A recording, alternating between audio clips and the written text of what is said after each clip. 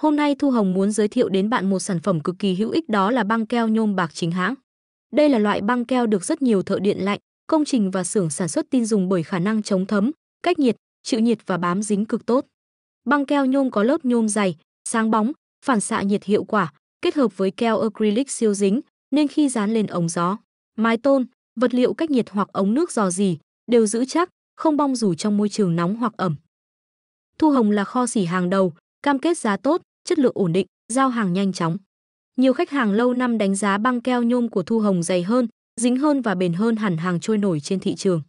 Nếu bạn đang tìm nơi nhập xỉ băng keo nhôm chất lượng, giá rẻ, hãy liên hệ ngay với Thu Hồng qua hotline 0937 583 530 hoặc 0901 870 205 để được tư vấn và nhận báo giá xỉ siêu ưu đãi nhé. Cảm ơn bạn đã đón xem.